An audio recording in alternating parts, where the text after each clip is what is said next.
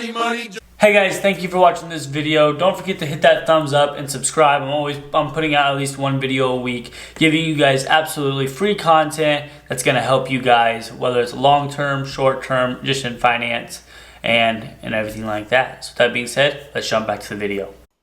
Welcome back to the video, guys. Thank you all for watching. I just want to go over something here that not a lot of people go over, and it's actually dividend investing. Like I said before, I want to do more of these videos because I've been doing this for the past 6 years, as well as day trading and swing trading. And people don't realize is I've grown a lot of wealth long-term investing, whether it's been from Apple, SPY, Microsoft. You guys know I'm a huge person on Microsoft. Since 2016, 2017. But now investments that I make personally for monthly income. And this is one right here that we're looking at, and it's called PEY. You can look at this. I'm actually going to show you a chart here and why I invest in this personally. We are down 1.45%, but I'm going to kind of go over why we're down 1.45%. And that's when it comes down to, you guys want to, when you're doing ETFs and things like that, you want to make sure you know what is in these ETFs, how they've performed, what are the maintenance things and like that, and what's it going to cost you, because a lot of these have maintenance fees, and you know that costs you actual money is what people don't realize. So this one right here is, I'm going to go on ahead over here to the holdings. This one's a breakdown of PEY. Again, this one's big in financials, so you're talking about Bank of America, things like that that are known well-paid dividend players in the market. But you know, there are some other ones as well. So the second biggest one is utilities, and if you guys know me, I am huge on utilities. Southern Company is still one of the biggest holdings I have in my portfolio. I've held them for, I think it's 4.5 years now. I love that company. They pay dividends every quarter, but this is something, again, I wanted to look at more towards, because again, it's passive income. Yes, these are why I invest in PEY is because it's that monthly dividend rather than waiting quarterly for something like SO or other utilities or Duke Energy. But here's 14.51 in consumers. Energy is 12.77. Communications 8.31, which I'm not a huge person of holding communications. AT&T is one that I used to hold a lot of. I don't anymore. I don't actually hold any of AT&T. I would like to buy some more back in, but I'm still waiting on that time. Industrials 5.32. I don't really care about this one. The consumer stuff, guys, I'm not a big fan of. I don't invest into this a whole lot, but it is there. Consumers, healthcare, I do like, but again, I feel like a lot of that ends up being biotechs and stuff like that, so I do not personally invest in a lot in this. And you'll see any of the funds that I invest in they're not very big on healthcare products. So when it comes down to this, basic materials, and then finally technology, which you guys know, I don't care about the technology in this one because, again, I own separate stocks for technology, so I'm not big on all of this. Again, I'm not big on banks, but I do like the financials, and I do like that this one's going to follow the market, and I'm going to show you what I mean here in just a minute if you just hang on with me. So this one's summary, it is down 1.45. We got a max here.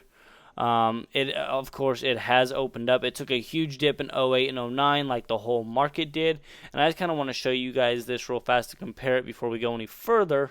Is SPY versus PEY. So the S&P 500 ETF is SPY. So basically, it's a fraction of the actual S&P 500, but it's the same replica of it, and that's why a lot of people are trading, because it's $390 versus like $3,900. But this one right here, and you have PEY. And if you look at these, this is on a 5-year, 1-day chart, as you guys can see right here. So when we do this, you're looking at it, it basically stays consistent here. Again, you get a little bit of a drop in here. It continues to go. We're all at all-time highs, basically. And then the pandemic has happened is the right wording I want to say here. That way I don't hurt anybody's feelings. But it all falls down. Everything happens. You guys know I sold everything in February, and then I started buying things back. I did not buy the dip down here. I bought the dip up around in here. I let the market actually bounce a little bit, and I was down for about a month. And then, of course, the rest of this year, the rest of 2020 happened, and we did find new highs. The only difference here is SPY is now at all-time highs, and PEY is trying to get to all-time highs. We're still about 75 cents off. I still think that this one could end up being a $20 stock here in the future. Again, I hold quite a few shares of this one. It does only pay, I think it's 0.06 cents. Let me flip back over here. So if we go back into this, you guys can see the dividends here on this. I want the dividend yield is going to be 3.98. 4-year average is 4% basically. But this isn't what we really care about. I want to see the dividend history, and this is something that a lot of people miss, and I am very, very big on. It's been very, very consistent over 5 years. About that 0.6 cents, it's continued to grow.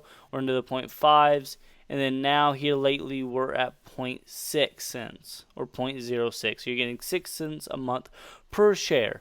So if we click onto all, you guys can see when this thing first came into existence, it wasn't real great. You had some extremely high ones. When it comes down to those that are very inconsistent, I don't like to invest in those. But you can see it looks like every year they had a little bit of a spike somewhere, and they paid all of their shareholders an extra little bit. And that's kind of something that I actually do like, because, you know, once a year you're going to get a little bit of extra. And we look, it's probably in December. Yeah, so 12/13. If we look at this one, 12/14. So yeah, at the end of every year, and I didn't even notice it. I don't think they actually did it this year, but I probably did get a little bit of an extra one, but it's okay. That's something that I am always looking for. The dividend history, I want to make sure that they're paying their dividend pretty much no matter what. It's like Ford. I actually used to own a little bit of Ford. I love their dividend. As soon as it went away, I got out of Ford. I did not want to invest any more money into it. I quit the dividend reinvestment, or the DRIP is what a lot of people say. So this one, again, I do encourage people. It's not a fast one. It's not a sexy mover. It's not a Tesla. But it's going to be slow and consistently gaining money. And that's something that I think a lot of people aren't looking for. So if we look at the past 5 years, it's 42.91%. And its average is 3.98. So we're going to round up to 4%. Assets under management, because again, this is a managed fund, is $788.03 million, which is pretty good for a fund if you guys know anything about it. Dividend rate per share is about 74 cents a year. I don't think that's right. Trailing 12 months. Okay, so it could have changed a little bit during 2020. But with that being said, I do like this stock. Again, you guys could see from the chart before. Go in, do your own research, make sure you're doing your own analysis. Don't just go off of what people are talking about. There's always bears for every single stock out there. Even if it's Apple, there's still people saying, there was people saying in 2015 that Apple's too high, and then look at it, it's had stock splits, and it just keeps running up and making me more and more money. I am still currently holding Apple. I'm actually currently, you guys all saw that Warren Buffett got out of it, so it is something that I am looking to exit.